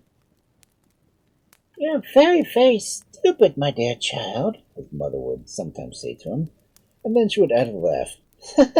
"Certainly you will never catch a wolf by the tail." I would honestly hope not. That would be painful. One day the old woman bade Antoine to go into the forest and collect enough dry leaves to make beds for himself and her. Before he had finished, it began to rain heavily, so he hid himself in the hollow trunk of a tree, and so where he was dry and comfortable, so that he soon fell fast asleep. By and by he was awakened by a noise which sounded like a dog scratching at the door, and suddenly he felt very frightened. Why did he not know? Very cautiously he raised his head, and right above him he saw a big hairy animal coming down the trail foremost. "It is the wolf they talk about so much," he said to himself, and he made himself as small as he could and shrunk into a corner. The wolf came down inside the tree, slowly, slowly. Antoine felt turned to stone, so terrified was he, and hardly dared to breathe. Suddenly an idea entered his mind, which he thought might save him still.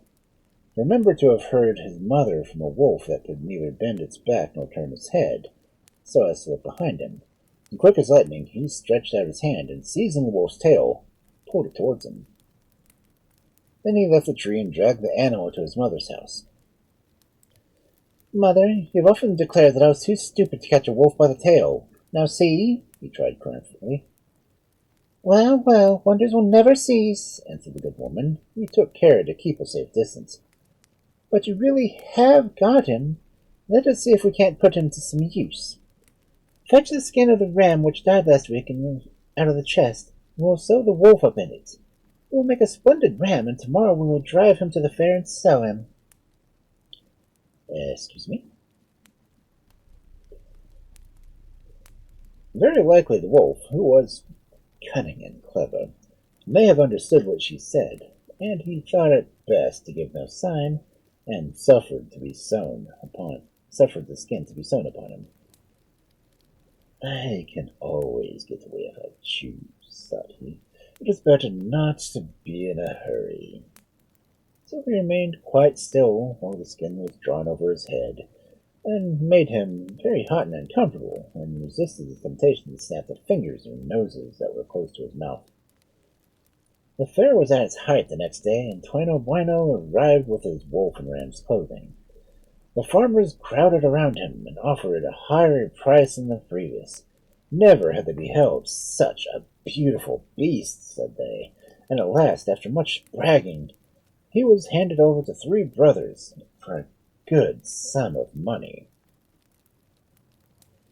It happened that these 3 brothers owned large flocks of sheep, though none so large and fine as the one they had just bought. "My flock is the nearest," observed the eldest brother.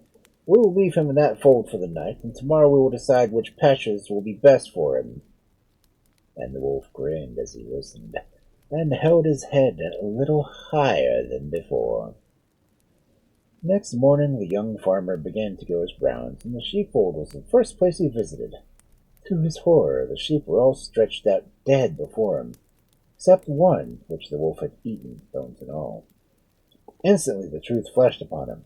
It was no ram that lay curled up in the corner pretending to be asleep, for it really was that he could bend back and turn his head as much as he wanted, but a wolf who was watching him out of the corner of his eye, and might spring upon him at any moment. So the farmer took no notice, and only thought that there was a fine chance of revenging himself on his next brother for the trick he had just played, and merely told him that the ram would not eat the grass in his field, and it might as well drive him to the pasture by the river where his own flock was feeding. The second brother eagerly swallowed the bait, and that evening the wolf was driven down to the field where the young man kept the sheep which had been left him by his father. The next morning they were also all dead, but the second brother likewise held his peace, and allowed the sheep he belonged to the youngest to share the fate of the other two. Then they met and confessed to each other their disasters, and resolved to take the animal as fast as possible back to Tueno Bueno, who should get a sound thrashing. Antoine was sitting in a plum tree belonging to his neighbor, eating the ripe fruit, when he saw the three young farmers coming towards him. Swinging himself down, he flew home to his hut, crying restlessly, "Mother, mother, the farmers are close by with the wolf. They found out all about it, and will certainly kill me, and perhaps you too. But if you do as I tell you, I may be able to save us both. Lie down on the floor and pretend to be dead, and be sure not to speak, whatever happens." Thus the three brothers, each armed with a whip, entered the hut a few seconds later. They found the woman extended on the floor, and Antonio kneeling at her side, whistling loudly into her ear. "What are you doing now, you rascal?" asked the eldest. "What am I doing? My poor friends, I am the most miserable creature in the world. I have lost the best of mothers, and I don't know what will become of me." And he hid his face in his hands and sobbed again. "But what are you whistling like that for?" "Well, it is the only chance. This whistle has been known to bring the dead back to life, and I hoped—" Here he buried his face in his hands again, but peeped between his fingers, and saw the brothers had opened their 6 eyes as wide as saucers. "Look!" he cried suddenly. "Look, I'm sure I felt her move. Now her nostrils are twitching. Ah! The whistle has not lost its power after all." And stooping down, Toinio whistled more loudly than before, so that the old woman's feet and hands showed signs of life, and soon she was able to lift her head. The farmers were so astonished at her restoration that it was some time before they could speak. At length the eldest turned to the boy and said, "Now listen to me. There is no manner of doubt that you are a young villain. You sold us a ram, knowing full well that it was a wolf, and came here today to pay you out for it. But if you will give us that whistle, we will pardon what you have done, and will leave you alone." "It is my only treasure, and I set great store by it," answered the boy, pretending to hesitate. "But if you wish it for much, well, I suppose I can't refuse." He held out the whistle, which the eldest brother put in his pocket. Armed with the precious whistle, the 3 brothers returned home, full of joy, and they went to the youngest and said, "I've such a good idea. Our wives are lazy and grumbling, and make our lives a burden. Let us give them a lesson and kill them as soon as we get in. Of course, we can restore them to life at once, but they will have had a rare fight." "Oh, how clever you are," answered the other 2. "Nobody would have had such a thought as that." Except the thieves from Clever Taylor. So gaily the 3 husbands knocked down their 3 wives, who fell dead to the ground. One by one the men tried the whistle, and blew so loudly that it seemed as if their lungs would burst, for the women lay stark and stiff, and never moved an eyelid. The husbands grew pale and cold, for they had never dreamed of this, nor meant any harm, and after a while they understood that their efforts were of no use, and that once more the boy had tricked them. With stern faces they rose to their feet, and taking a large sack they retraced their steps to the hut. This time there was no escape. Tuenyo had been asleep, and only opened his eyes as they entered. Without a word on either side they thrust him into the sack, and tying up the mouth, the eldest threw it over his shoulders. After that, they all set out to the river, where they intended to drown the boy. But the river was a long way off, and the day was very hot, and Antoine was heavier than the whole sheaf of corn. They carried him in turns, but even so they grew very tired and thirsty, and when a little tavern came into sight on the roadside, they thankfully flung the sack down on a bench and entered to refresh themselves. I never noticed that a beggar was sitting in the shade at the end of the bench, but Toigneau's sharp ears caught the sound of someone eating, and soon the farmers had gone to the inn. He began to groan softly. "Oh, what's the matter?" asked the beggar, drawing a little closer. "Why have they shut you up, poor boy?" "Because they wanted me to make me a bishop, and I would not consent," answered Toigneau. "Dear me!" exclaimed the beggar. "It isn't such a bad thing to be a bishop." "I don't say it is," replied the young rascal, "but I should never like it. However, if you all fancy to wearing a mitre, you need only untie the sack and take my place." "I should like nothing better," said the man, and he stooped to undo the big knot. So it was a beggar, and not Toigneau Bueno, that was flung into the water. The next morning the three wives were buried, and on returning from the cemetery their husbands met Toigneau Bueno driving a magnificent flock of sheep. At the sight of him the three farmers stood with astonishment. "What, you scoundrel!" they cried at last. "We tried you yesterday, and today we find you again, and as well as ever." "It does seem odd, doesn't it?" answered he. "But perhaps you don't know that beneath this world lies another yet more beautiful and far, far richer. Well, it was there that you sent me when you flung me into the river, and though I felt a little strange at first, yet I soon began to look about me and to see what was happening. Then I noticed that place that I had fallen. The sheep were fair and being held. One bystander told me that every day horses and cattle were sold somewhere in town. If I only had the luck to be thrown into a river on the side of the horse fair, I might have made a fortune. As it was, I had to content myself with buying this sheep, which you can get for nothing." "And you do know exactly the spot in the river which lies over the horse fair?" "As if I did not know it when I have seen it with my own eyes." "Then if you do not want us to avenge our dead flocks and our murdered wives, you will have to throw us into the river just over the place of the horse fair."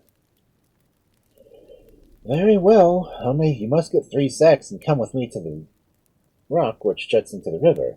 I will throw you in from there, and you will fall nearly the horses' backs. Fall nearly on the horses' backs."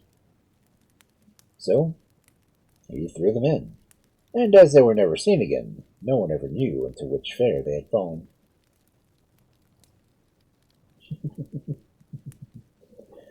Yep. Nothing bad happened to the wolf. He got 3 full dinners. And he got a new coat. Anyway, I'm going to say our last story for this Friday.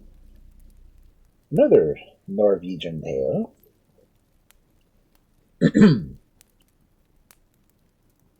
Technically it's an Irish tale, but still. The Brown Bear of Norway. There was once a king in Ireland, and he had 3 daughters, and they were very nice princes. One day, when they were about their father and were walking down the lawn, the king began to joke with them, and to ask them whom they intended to marry. "I have the king of Ulster for my husband," says one.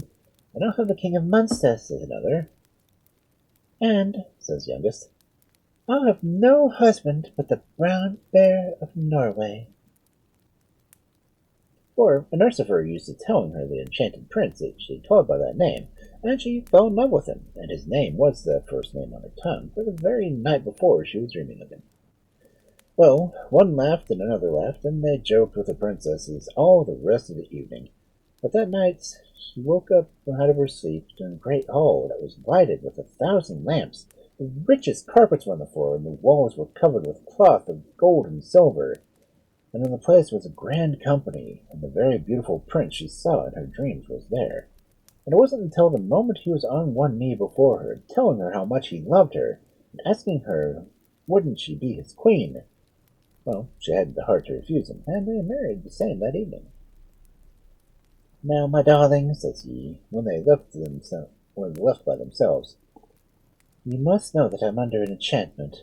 A sorceress that had got a beautiful daughter wished for me to be your son-in-law, but the mother got power over me, and when I refused to wed her daughter, she made me take the form of a bear by day, and I will continue so until a lady would offer to marry me of her own free will, and endure 5 years of great trials after."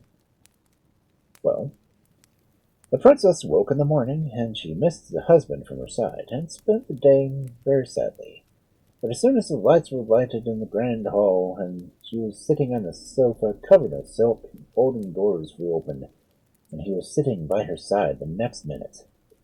So they spent another happy evening. But he warned her that whenever she began to tire of him, or ceased to have faith in him, they would be parted forever, and he'd be obliged to marry the witch's daughter. She got used to find him absent the day, and they spent a happy 12 months together.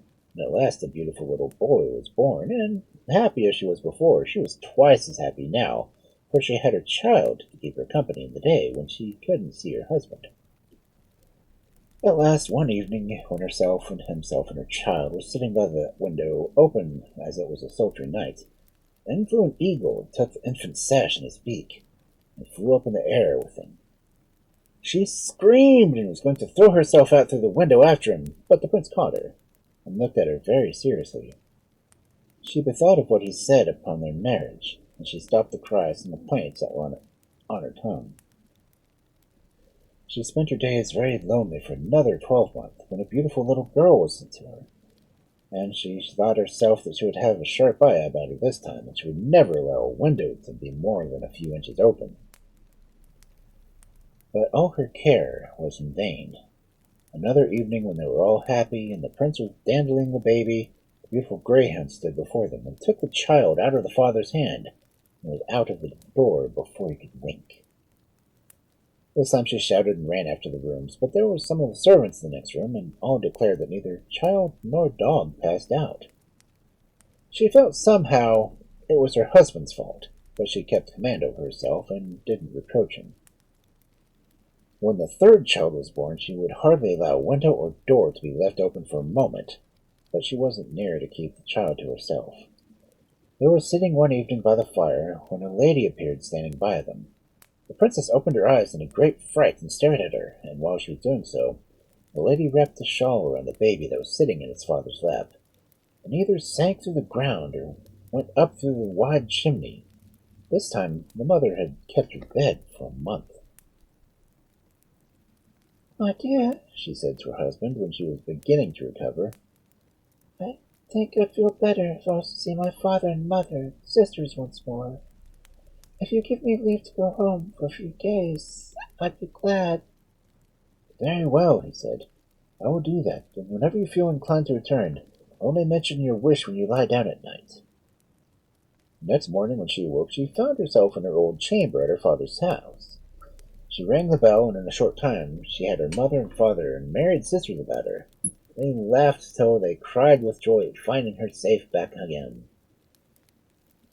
In time she told them all that had happened to her, and they didn't know what to advise her to do.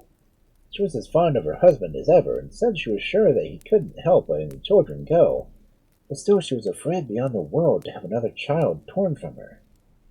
Well, the mother and sisters consulted a wise woman that used to bring eggs to the castle, where they had great faith in her wisdom. She said the only plan was to secure the bear's skin that the prince was obliged to put on every morning, and get it burned. And then he wouldn't help being a man by night and day, and the enchantment would be at an end. So they all persuaded her to do just that, and she promised she would. After 8 days she felt so great a longing to see her husband again that she made the wish the same night. When she woke 3 hours after, she was in her husband's palace, and he himself was watching over her. There was great joy on both sides, and they were happy for many days. Now she began to think of how she never minded her husband leaving her in the morning. Now she never found him neglecting to give her a sweet drink out of a gold cup as she was going to bed. One night she contrived not to drink any of it, though she pretended to do so, and she was wakeful enough that in the morning she saw her husband passing out through a panel in the wainscot, though she kept her eyes nearly closed. Next night she got a few drops of the sleep deposit that she had saved from the evening before and put it into her husband's nightly drink, and that made him sleep sound enough. She got up after midnight and passed through the panel and found the beautiful brown bear's hide hanging in the corner. Then she stole back and went down to the parlor fire and put the hide in the middle of it so it was fine ashes. Then she lay down by her husband and gave him a soft kiss on the cheek and fell asleep. If she were to live 100 years, she'd never forget how she wakened the next morning. She found her husband looking down on her with misery, anger in his face. "Unhappy woman," he said, "you've separated us forever. Why hadn't you the patience for 5 years, and now I'm obliged, whether I like or not, to go 3 days' journey to the witch's castle and marry her daughter. The skin that was my guard you have burned it, and my egg-wife you gave the council was the witch herself. I won't reproach you. Your punishment will be severe enough without it. Farewell, forever." He kissed her one last time, and was off the next minute, walking as fast as he could. She shouted after him, then seeing there was no use, she dressed herself and pursued after him. He never stopped, nor stayed, nor looked back, and still she kept him in sight, and when he was on the hill, she was in the hollow, and when he was in the hollow, she was on the hill. Her life was almost leaving her, when, just as the sun was setting, he turned up a lane and went into a little house. She crawled up after him, and when she got inside, there was a beautiful boy on his knees, and he kissed and hugged him. "My poor darling," says he, "is your eldest child, and here," he says, pointing to the woman that was looking with a smile on her face, "is the eagle that carried him away." She forgot all her sorrows in a moment, hugging her child and laughing and crying over him. The woman washed their feet and rubbed them with an ointment that took all the soreness out of the bones and made them as fresh as a daisy. Next morning, just before sunrise, he was up and prepared to be off. "Here," he said to her, "is a thing which may be of use to you. It's some scissors. Whether the stuff you cut off with it will be turned into silk. The moment the sun rises, I'll lose all memory of yourself and your children, and I'll get it at sunset again. Farewell." But he wasn't gone until she was out of sight of him again, leaving her boy behind. It was the same as yesterday. The shadows met before them in the morning and followed them in the evening. He never stopped, and she never stopped, and as the sun was setting, he turned up another lane, and they found their little daughter. It was all joy and comfort again till the morning, and then the 3rd day's journey commenced. But before he started, he gave her a comb, and told her that whenever she used it, pearls and diamonds would fall from her hair, till she had his memory from sunset to sunrise. But from sunrise to sunset, he traveled under the charm, and never threw his eye behind. This night they came to where the youngest baby was, and in the next morning before sunrise the prince spoke to her for the last time. "Here, my poor wife," he said, "is a little hand-reel with gold thread that has no end, and the half of our marriage ring. If you ever get to my house and put down the half ring to mine, I shall recollect you. There is a wood yonder, and in the moment after I enter it, I'll forget everything that's ever happened between us, just as if it were born yesterday. Farewell, dear wife and child, forever." Just then the sun rose, and away he walked towards the woods. She saw it open before him, and close after him, and when she came up, she could no more get in than she could break through a stone wall. She wrung her hands and shed tears, but then she recollected herself and cried out, "Wood, I charge you by my 3 magic gifts, the scissors, the comb, and the reel, to let me through." And it opened, and she went along a walk until she came to the side of a palace and a lawn, and a woodsman's cottage on the edge of the wood where it came nearest the palace. She went into the lodge and asked the woodsman and his wife to take her into their service. They were not willing at first, but she told them she could ask no wages, and would give them diamonds and pearls and silk stuff and gold thread whenever they wished for them, and then they agreed to let her stay. It wasn't long till she heard how a young prince that had just arrived was living in the palace of the young mistress, He seldom stirred abroad. Everyone that saw him remarked how silent and sorrowful he went about, like a person that was searching for some lost thing. The servants were conceited folk, and the big house began to take notice of the beautiful young woman at the lodge, and to annoy her with her impudence. The head footman, who was the most troublesome, said at last he invited her to come and take tea with her. Oh, how rejoiced he was, and how he bragged of it to the servants' hall. When everything came, the footman walked to the lodge, and was shown to her sitting room, and the lodgekeeper and his wife stood in great awe of her, and gave her 2 rooms for herself. Well, when he sat down, and stiff as a ramrod, and was talking in a grand style about the great doings of the castle, she was getting tea and wrote post ready. "Oh," she says to him, "would you like my hand out the window and cut off a sprig of the honeysuckle?" He got up with great glee, and put his hand and head out. And she said, "By the virtue of my magic gifts, let a pair of horns spring out of your head and sing to the lodge."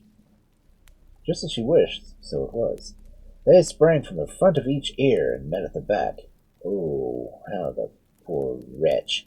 How he bawled and roared! The servants that had been boasting were soon flocking to the castle, and grinning and huzzahing, and beating tunes on tongs and shovels and pans. And he cursed and sweared, and his eyes ready to start out of his head, and he was black in the face, and kicking his legs behind like mad. At last she pitied him and removed the charm, and the horns dropped to the ground, and he would have killed her on the spot, only he was as weak as water, and his fellow servants came in and carried him up to the big house. Well, some way or another the story came to the ears of the prince, and he strolled down that way. She had only the dress of a countrywoman on there as she sat sewing at the window, and that did not hide her beauty. And he was greatly puzzled after he took a good look, just as the body is puzzled to know whether something happened to him when he was young, or if he had only dreamed it. Well, the witch's daughter heard about this too, and she came to see the strange girl. What did she find her cutting the pattern of a gown of brown paper, and as she cut it away, the paper became the richest silk she ever saw. The witch's daughter looked on with greedy eyes, and she says, "What would you be satisfied with to take for that scissors?"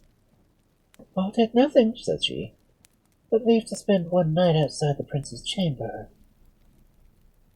Well, the proud lady fired up and was going to say something dreadful, but the scissors kept on cutting, and the silk growing richer and richer every inch. So she promised the girl what she asked for. When the night came on, and she was left in the palace and lay down until the prince was in such a dead sleep that all she could do to wake him. So she sung this verse to him, sighing and sobbing, and kept singing it the night long. But it was all in vain. "For long years I've married to thee, 3 sweet babes I bore to thee. Brown bear of Norway, won't you turn to me?" At the first dawn, the proud lady was in the chamber, and had led her away, and the footman of the horns put his tongue out at her as she was quitting the palace. There was no luck so far, but the next day the prince passed by and looked at her again, and saluted her kindly, as a prince might a farmer's daughter, and passed on. And soon the witch's daughter passed by and found her combing her hair, the pearls and diamonds dropping from it. Well, another bargain was made, and the princess lent another light to sorrow as she left the castle at daybreak, and the footman was at his post, and enjoyed his revenge. The third day the prince went by and stopped to talk to her, and he asked what he could do anything to serve her, and what she might say. She asked him did he ever wake at night. He said that he often did, but that during the last 2 nights he was listening to a sweet song in his dreams and could not wake, and that the voice was one he must have known and loved in some other world long ago. Says she, "Do you drink any of the sleeping possets either of these evenings before you went to bed?" "I did," said he. 2 evenings my wife has given me something to drink, but I don't know whether it was a sleepy posset or not." "Well, Prince," says she, "as you say you would wish to oblige me, You can do it by not tasting any drink tonight. I will not, he says, and then he went on his walk. Well, the great lady soon came after the prince and found the stranger was using her hand reel and winding gold thread off of it, and the third bargain was made. That evening the prince was lying on his bed at twilight, and his mind much disturbed, when the door opened, and his princess walked. She sat down by his bedside and sung. For long years I was married to thee, 3 sweet babes I bore to thee. Brown bear of Norway, won't you turn to me? Brown bear of Norway, said he, I don't understand you. Don't you remember, Prince, that I was your wedded wife for 4 years? I do not, he said, but I'm sure I wish it was so. Don't you remember our 3 babes that are still alive? Show them to me. My mind is all a heap of confusion. Look at the half of our marriage ring that hangs at your neck, and fit it to this. He did so, and at the same moment the charm was broken. His full memory came back on him, and he flung his arms around his wife's neck, and both burst into tears. Well, there was a great cry outside, and the castle walls were heard splitting and cracking. Everyone in the castle was alarmed, and made their way out. The prince and princess went with the rest, and by the time all were safe on the lawn, down came the building, and made the ground tremble for miles around. No one ever saw the witch and her daughter afterwards. It was not long till the prince and princess had their own children with them, and then they set out for their own palace. The kings of Ireland and of Munster and Ulster, and their wives, soon came to visit them, and may everyone that deserves to be happy as a brown bear of Norway and his family. Yay!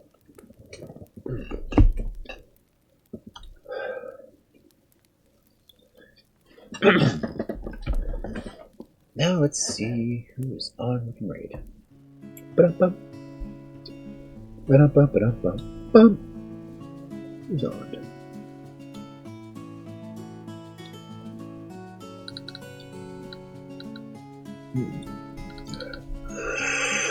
Yeah.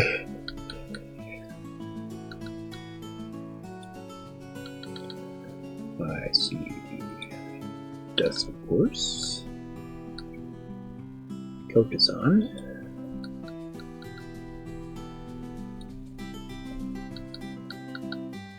As usual, I am open to suggestions if anyone wants to put one forth.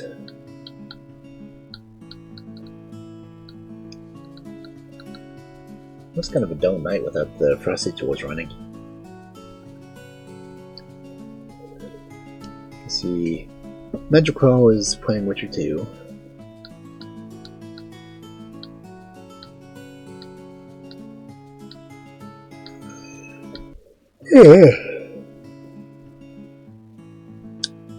Man, it took a long time for that music to start.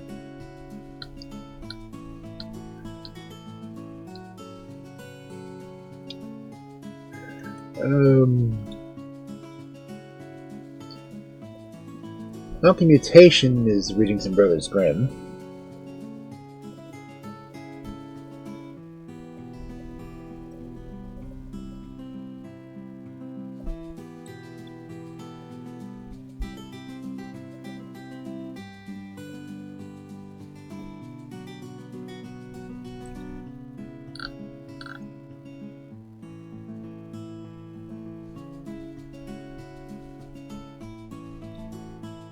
Any ideas?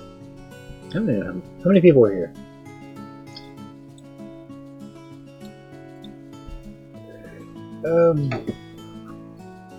Does anyone want to hear more fairy tales? I'm not sure how long. Let me check see how long he's been on.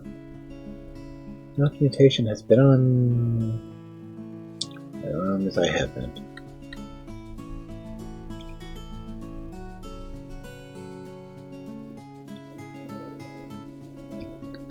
If you want some occasional music, Communication also does metal.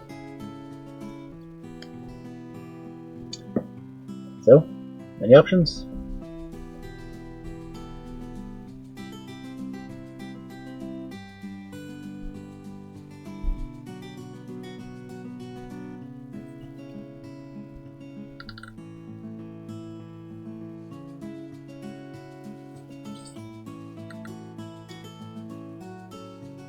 Okay, well.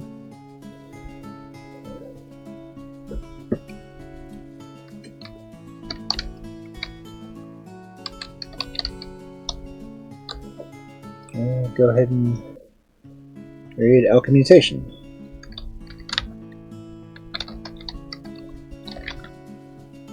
If I can type it right.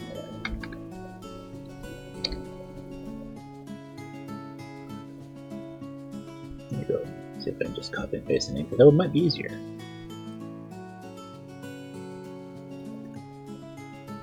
Right now, someone's dancing themselves to death in a story. So.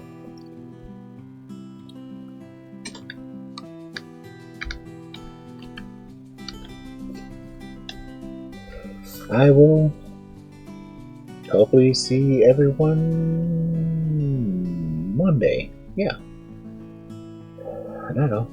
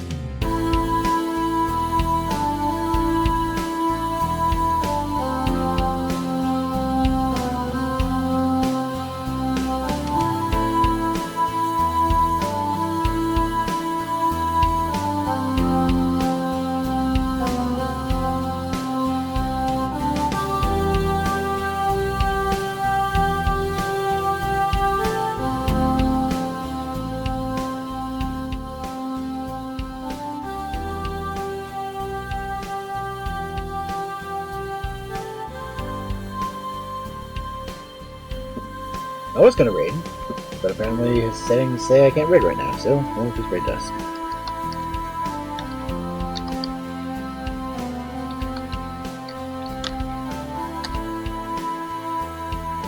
Again, night everyone.